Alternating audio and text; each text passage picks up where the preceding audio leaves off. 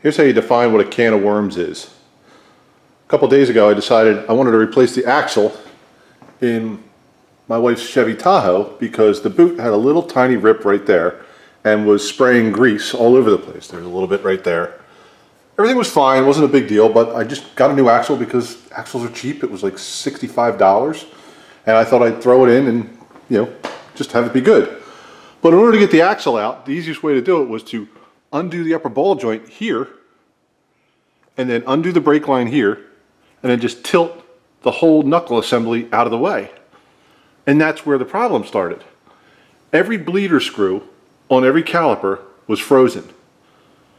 So I tried to bleed just this caliper and I was kind of successful. I was able to get this bleeder out a little bit and I get it to bleed and it would seal up tight. But the system was full of rust. So when I tried to bleed it, I couldn't get all of the air out of the system, even when I thought I had clean fluid. So when I finally thought it was good, I tightened down a bleeder screw, and at that point it broke off on me. So then I had to replace all 4 calipers on this because now I'm in it to win it because I've got to get all the air out of the system. Because no matter what, I couldn't get the pedal back. So I replaced all 4 calipers. Boom, another new one there. And the right front up here is new also. 4 calipers.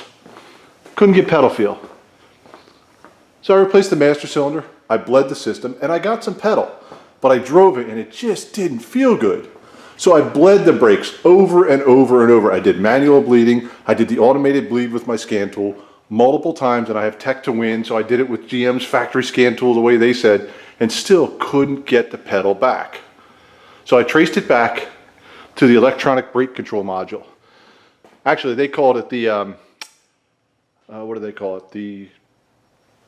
It's the EBCM is the whole assembly, but this is the, whatever the hell they call it.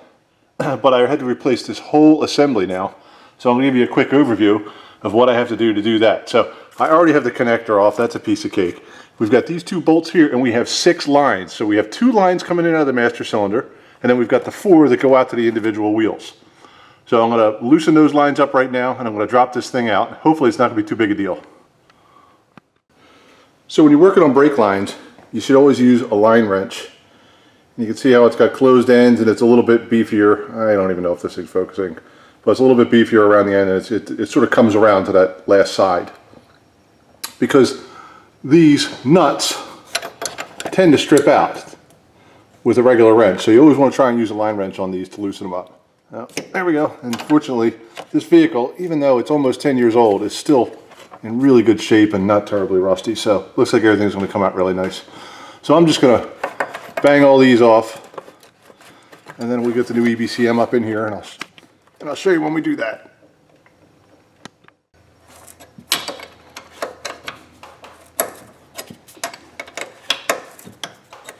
Now that I've broken it loose, I'm just using a regular open end because it's easier to get, you know, on the nut. You're safe now, you're not going to strip it at this point. And it's when you're going to break it loose and finally torque it back down, if you're putting it back together, that you really should have the line wrench on there. See if we can get this light up here, get a better look at what we're doing. Just going to zip the lines off across the top here. I figured I'd do the top lines first and then I'll go after these 2 because this was leaking. I actually snugged it back up. So I'm just going to do these top ones one at a time, push it out of the way, and then work my way across the top. So it is up on a lift, but you can certainly do this job on your back. It wouldn't be nearly as easy.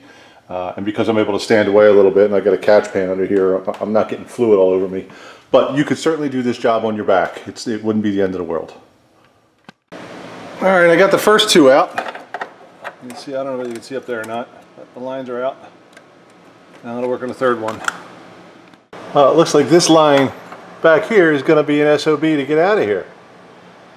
Because I don't have a lot of room to get the wrench up in there and give it a spin. I get it on there and I can't quite make it work. It just don't want to go. So I think what I'm going to do is I'm going to take these 2 screws out, maybe lube up this little rubber grommet that holds it in, and I'm going to try and drop the thing down out of the way or pivot a little bit so I can get a wrench on there. Alright, so we were able to take out the 2 nuts here where these rubber grommets were. And I just pried up with a screwdriver down here and popped the thing up. I was able to angle it and I was able to get that line out. up there. So now we're just going to lift this sucker out of here. Shouldn't be too big a deal. I don't know if I can do it on video. But you can see she's free. She's ready to come down. So I'm going to put the camera down, put the other hand on her. Alright, so here we got the old unit next to the new unit. I'm just going to inspect them to make sure they look the same. Put that down like that. Compare them like this. These are just blue plugs. I'm not taking them out just yet until I'm ready. We don't want dirt getting in this thing. But she looks to be about the same. Looks like the same pin count in the connectors. This end looks the same. Ain't much to look at over here. Alright, we're gonna let her rip. Bolt her in. I had her slid up in there, and I realized I wanted to kind of share a little something here that maybe make your life a little bit easier. You can see how this one's nice and loose on here. Some of these guys were a little bit tight, so I sprayed a little bit of WD on the lines, and I'm working them back and forth. That way I can thread these suckers back on by hand and not have to fight that little rust ridge that was in there. And I think I'm going to spray them again and then wipe them off real good just to make sure these things spin free, because if you're fighting that rust, you ain't ever going to get these threads started, and you are going to be one pissed off SOB. These aren't in bad shape. Actually, this vehicle's in shockingly good shape for as much rust was inside this brake system. Look terrific. They're coated, so I can't see any rust on the outside, but they look to be in pretty darn good shape, so we're rolling with them. So these are all nice and easy to turn now, you can see. They're all spinning nice and free. All I did was slide them up a little bit like that, and just kind of wipe the tube off. And that wiped all the rust off, and once it came down, it was nice and free. I did that on all the lines here, and they're all nice and loose. So I'm going to thread in real nice now. Alright, so we're going to tighten down this last flare here. We got her back down here. Let me get that light in there so we can see what the heck we're doing.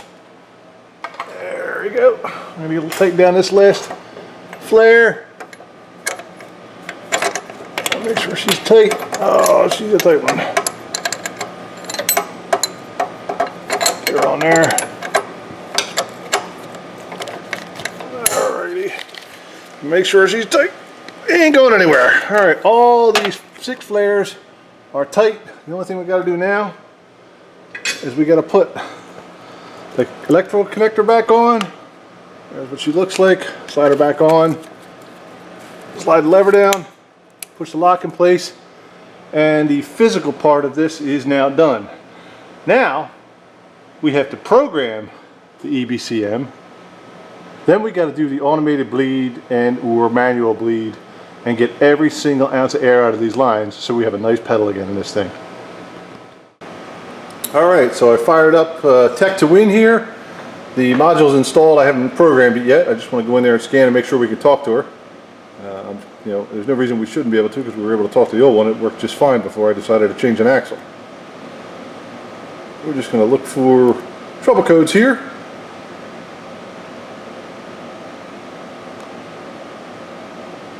One trouble code probably going to say the module is not configured. System configuration error, which means we need to program this sucker. So we're going to exit out of here and go into programming. Close Tech to Win down, and I am now going to fire up General Motors programming system. I'm not giving you the gory details. You certainly can't see my username and password. Navigate my way in here.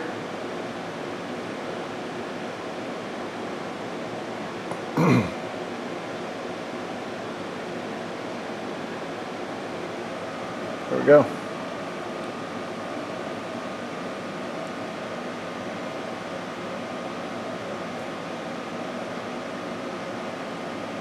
Okay, all this stuff. Yep.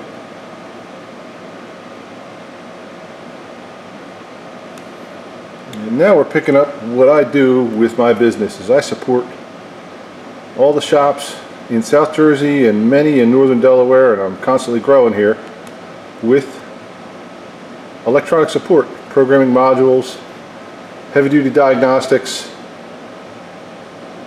I do just about all of it. Wire harness repairs, connector installs, drivability concerns. So we're going to do replace and program ECU here because we replaced an electronic control unit. Click on next. We have us a Chevrolet, and this old tank is a 2008, a very well maintained and cared for 2008. It is a Tahoe.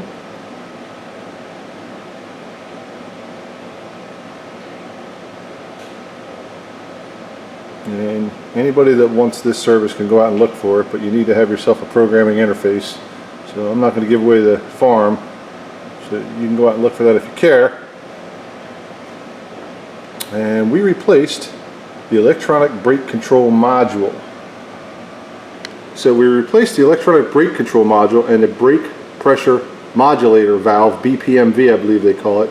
But the only part that's programmable is the electronic brake control module, because that's what activates and causes the BPMV to work. So there's a new one on there, and we're going to program it right now. Do that, select next. Gross vehicle weight equal to or over 8,600 pounds. Well, I know that this is under 8,600 because it is just a passenger car.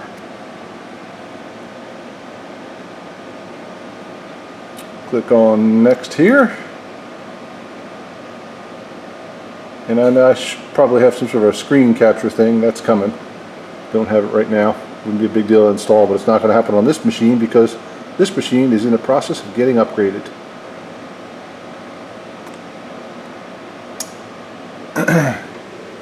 So there's the two parameters we're going to change here. This is what the blank module essentially has, some base programming in it, and we are going to put it to this because that's what a 2008 Tahoe LTZ requires.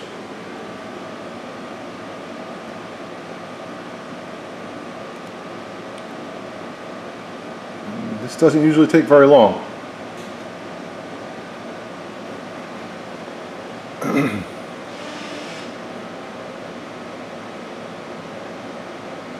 Blammo. That's it. So we're going to hit clear all DTCs.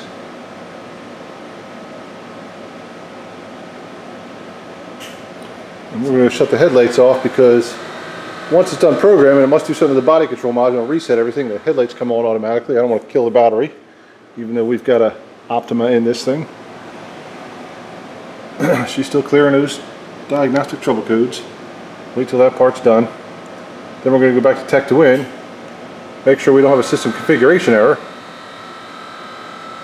Close all tabs. You hear the air suspension there trying to kick in. That's probably going to throw a trouble code because I have it on a lift out wheels on and it's trying to compensate.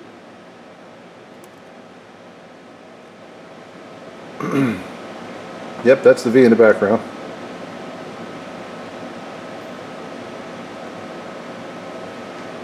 That would be that V.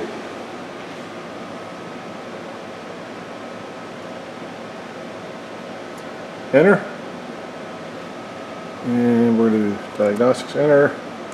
She is a 2008 light duty truck, Chevy truck, and it's four-wheel drive, so therefore it's a K. And Tahoe. We're going to go to the chassis. This, I don't believe this has Z95. It doesn't really matter for our purposes here. And we understand that. We just programmed the EBCM. We're going to look for codes, display.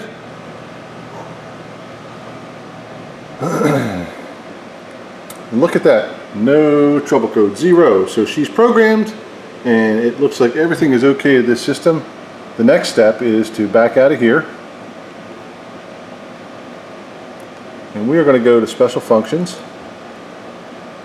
And we are going to go to the automated bleed, which means I need somebody out here with a foot. I'm going to go get somebody in the house that has a foot, and we're going to bleed this thing. I'll be right back. Alright, so I fired up Tech to Win here. The module's installed. I haven't programmed it yet. I just want to go in there and scan and make sure we can talk to her. You know, there's no reason we shouldn't be able to because we were able to talk to the old one. It worked just fine before I decided to change an axle. We're just going to look for trouble codes here.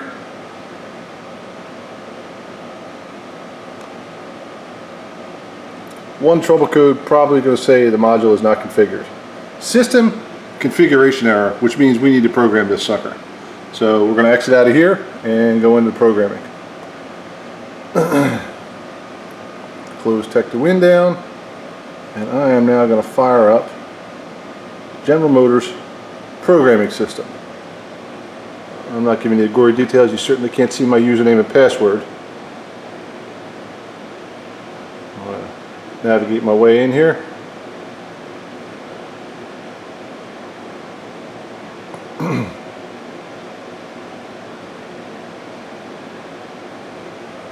There we go.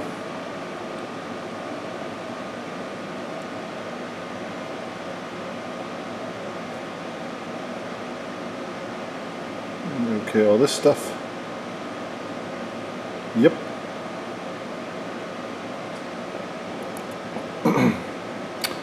We have us a Chevrolet, and this old tank is a 2008, a very well maintained and cared for 2008. It is a Tahoe.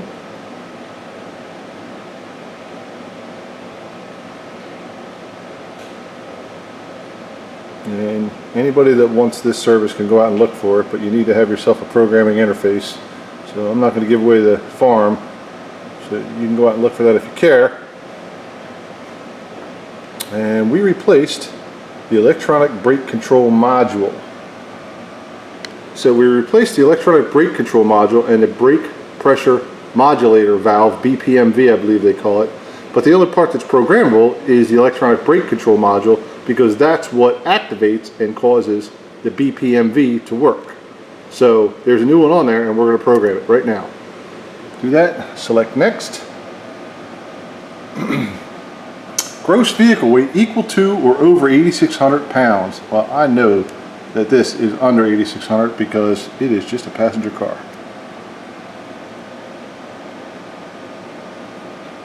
Click on next here. And I probably have some sort of a screen capture thing that's coming. Don't have it right now. Wouldn't be a big deal to install, but it's not going to happen on this machine because this machine is in the process of getting upgraded.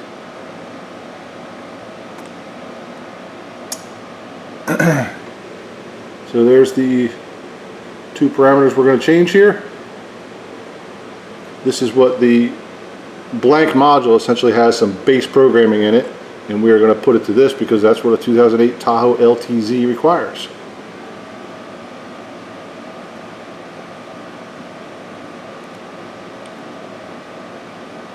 This doesn't usually take very long.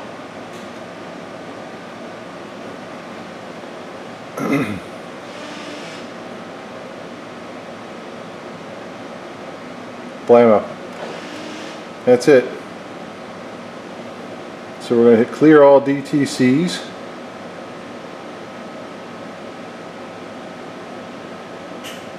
And we're going to shut the headlights off because once it's done programming, it must do something to the body control module and reset everything. The headlights come on automatically. I don't want to kill the battery, even though we've got a Optima in this thing. She's still clearing those diagnostic trouble codes. Wait till that part's done. Then we're going to go back to Tech to Win. Make sure we don't have a system configuration error.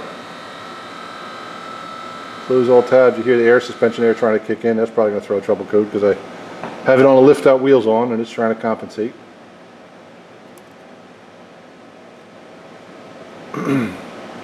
Yep, that's the V in the background.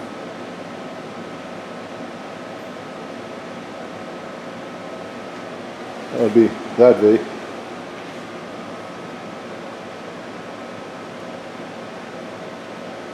Enter. And we're going to do diagnostics, enter. She is a 2008 light duty truck, Chevy truck, and it's four-wheel drive, so therefore it's a K. And Tahoe, we're going to go to the chassis. This, I don't believe this has Z95, it doesn't really matter for our purposes here. And we understand that. We just programmed the EBCM. We're going to look for codes, display.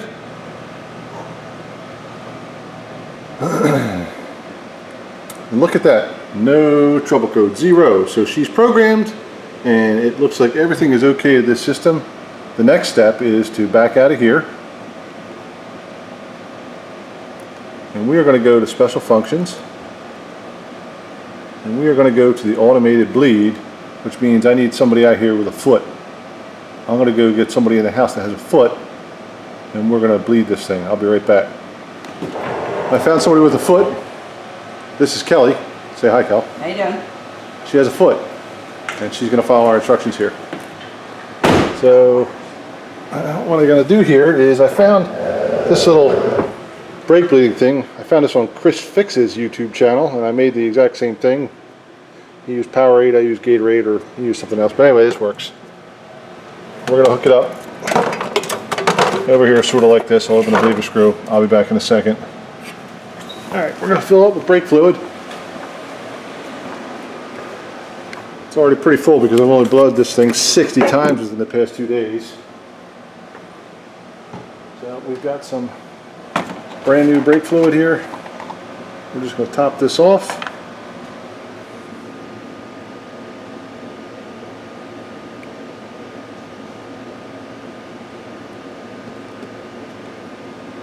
How she needs to get.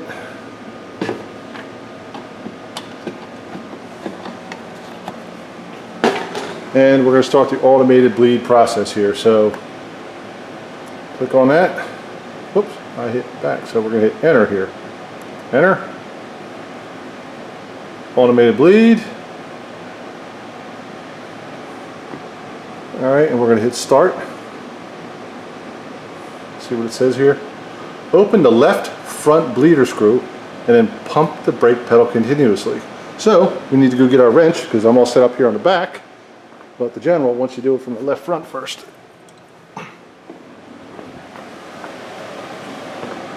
Oh, we need our little Chris Fix set up here so we don't spray brake fluid everywhere. There she is. You can look that up on his channel.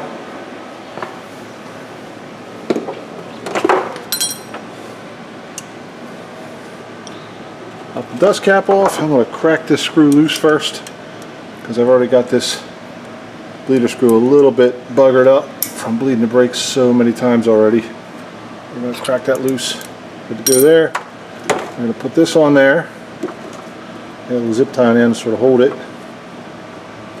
Alright. And so when I tell you when, you're going to pump the brake pedal continuously. So you don't need to kill it, you're just going to be pumping it in a nice steady motion, okay? Alright, ready to start here? Alright, start pumping. All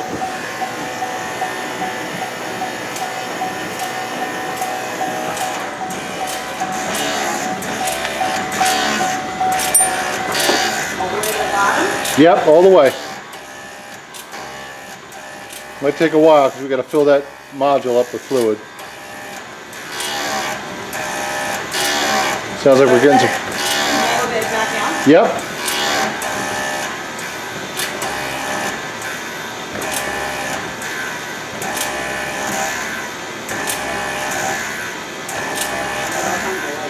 We got nothing happening here. Make sure our screw's all the way open. Yeah, it's open.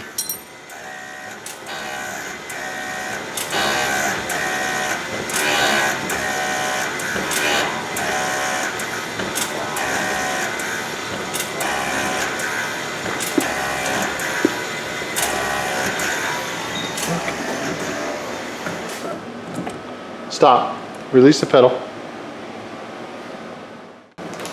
Alright, so here's what happens when you start the bleed process, but you didn't tighten down one of your brake lines. You get a complete. And I left that one loose and it's leaking all over the place, so we're going to tighten it up right now. Alright, stop talking about work. This is going to make us millions. Or fives. Alright, so we're going to start here. Waiting for data. This is after the calamity of leaving a brake line loose underneath the vehicle. Is the key on? Yes. Oh, this damn tool. Maybe it's not all the way. Alright, we're going to try this again. Hopefully this doesn't crash again. Open the left front bleeder screw and pump the brake pedal continuously. Alright, so I'm going to open the screw, make sure it's open. I'm pretty sure I did already. Yep, it's already open. So I'm going to hit start here. And my lovely wife is going to start pumping the brake pedal. Just smooth, even strokes. All the way to the bottom? All the way to the floor.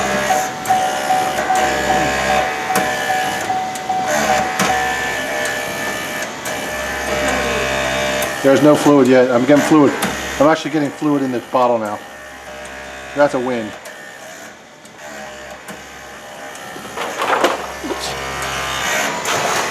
No leaks under the vehicle. Nice smooth strokes.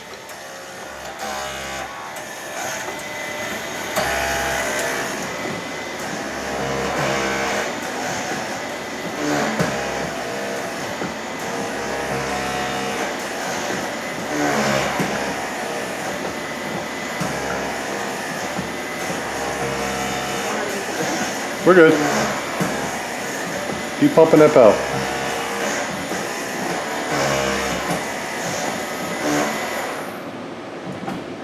All right. You done? Yep, that one's done. We actually, oh damn, that ran a lot of fluid through it. Holy crap. You have enough fluid? I hope so. You said we did. Well, if I have to, I'll pour this back in. It's all clean fluid. Cheeseless crust, that thing uses a lot of fluid when it does that. How much fluid do we have? A quart.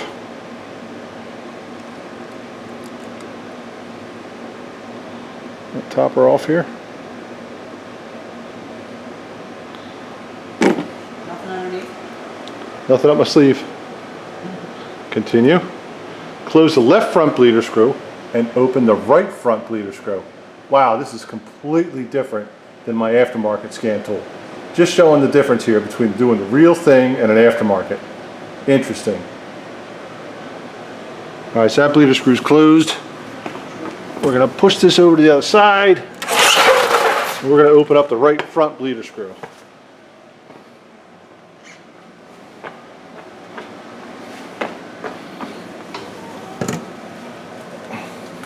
A little bit tight over here. We got that under there. Put this on there. We get an 8mm wrench because for some reason this caliper has a different size bleeder screw. Who knows why? Oh, thank you, Mr. Aftermarket.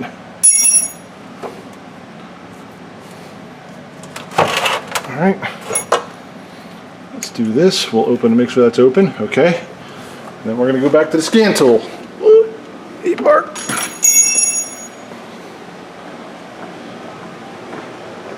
All right, here we go. Pump the brake pedal. You're on.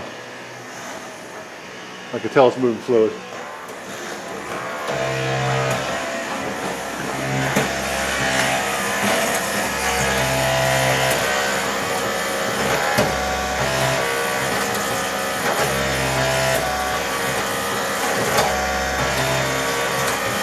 Yeah, that fluid level's coming up there. I see it.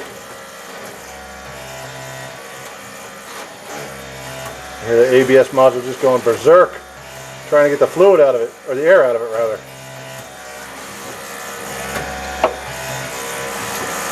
Man, my GM really wants you to bleed this thing thoroughly.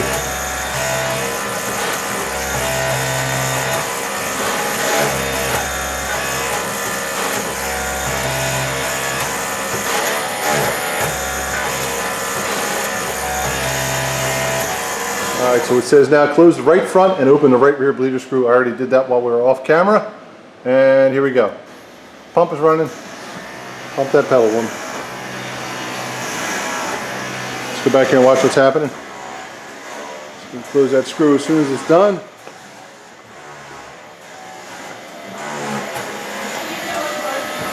Just go as far as you can, that's all that matters. Fluid level's still rising, so that's good.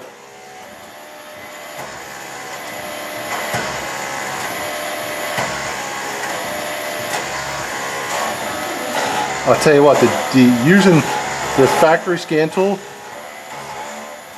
it's just moving more fluid. Maybe that's because it's a new EBCM, but it is moving way more fluid. I feel very confident we're getting the air out now. This is why I'm such a proponent of using the OEM tool whenever you can. And that's all I have is OEM tools. All right, we'll tighten the screw up now that she's done pumping it.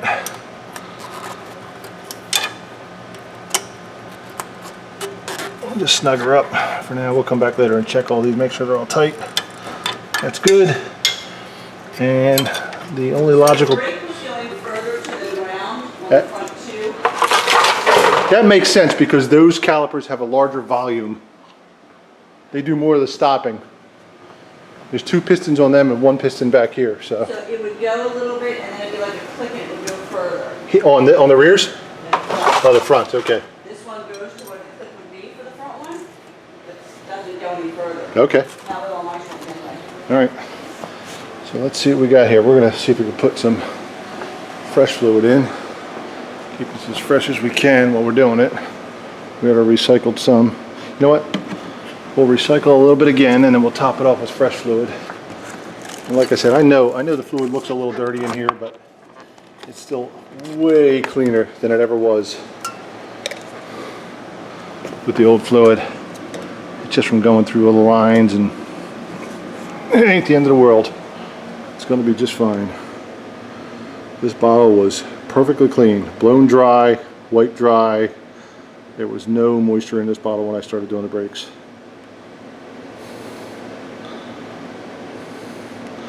But that's way full. Probably a little fuller than I actually wanted it.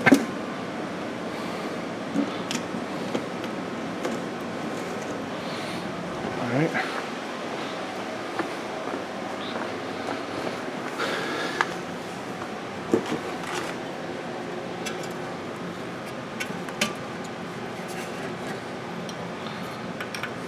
Take our little cap off back here. And we're going to open this bleed screw. It's open. Grab my hand. This little has to go underneath here for some reason on this one, so the bottle will stand. Put that on there.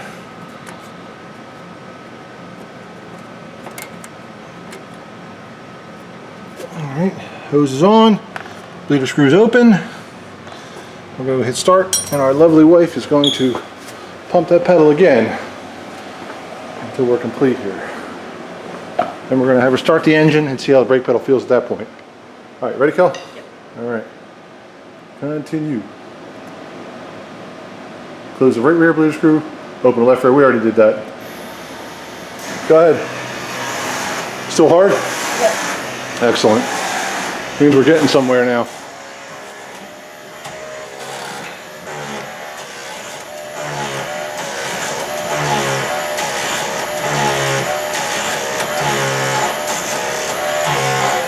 See a level coming up slowly.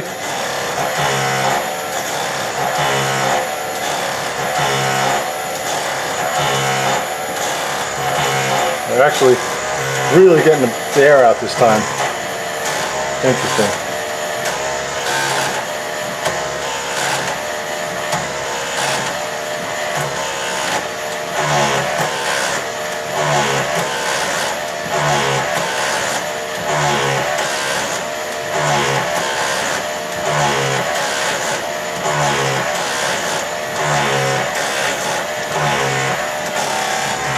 So shut off soon here. All right, screws tight. All right, so let me go make sure all these screws are tight, Cal, and then I want you to fire up the engine and tell me how the pedal feels. Make sure all these are snug. There's the box end here. Make sure it's really tight. Tight.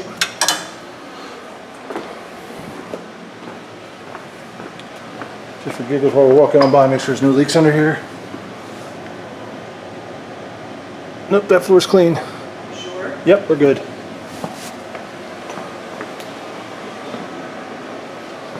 Might be a little Windex on the floor. Make sure this one's tight here.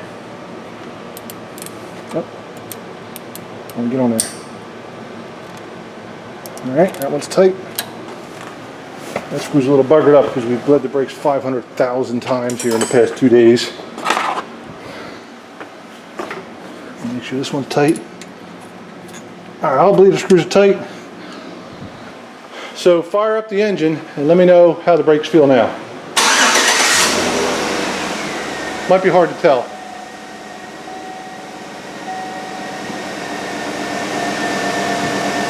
Feel any better? It's hard to tell when you're not rolling. Yeah, it's hard to tell. Yeah. It feels very mushy. Yeah? Yeah. All right. Well, let's see what we got here. All right. It's going berserk. We'll take care of all that right now. All right, we're done. Thanks. Say goodbye.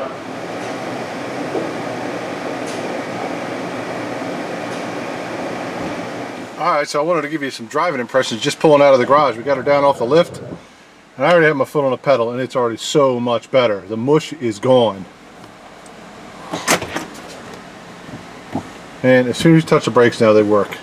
They were sinking. Everything worked, but they were sinking. They just felt like mush. And as soon as Kelly drove it, she knew. I wasn't sure because the Prius has hair trigger brakes. I drive a Prius all day long. It has hair triggers, and when you compare anything else to it, it's just not the same. But yeah, this is much more like it. Much more like it. So we're going to go take her out for a road test real quick, make sure it's okay. Alright, we're going to test the brakes here. This one's got a little bit of a tuning in it. She goes pretty good.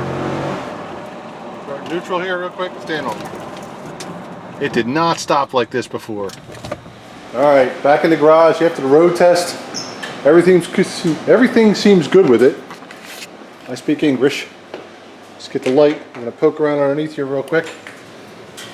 Make sure we don't have any leaks. Ouch, that hurt. That was my knee. I don't see anything dripping here.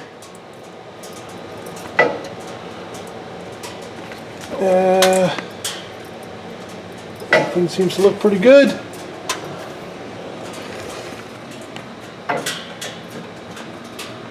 Yep.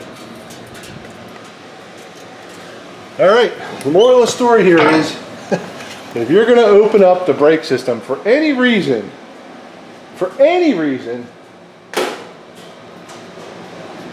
on your Tahoe, your Suburban, your Yukon, your Silverado, or your Sierra, you better be prepared to be in it to win it, because this was not cheap. I'm going to put together a total of what it cost, but this was 4 aftermarket calipers, a brand new master cylinder, and a brand new AC Delco electronic brake control module slash brake modulator valve. And I'm telling you what, man, days worth of work, lots of bleeding, inconveniencing everybody around me, but we have a vehicle now that stops really freaking well, better than it ever has. All right, case closed. On to the next one.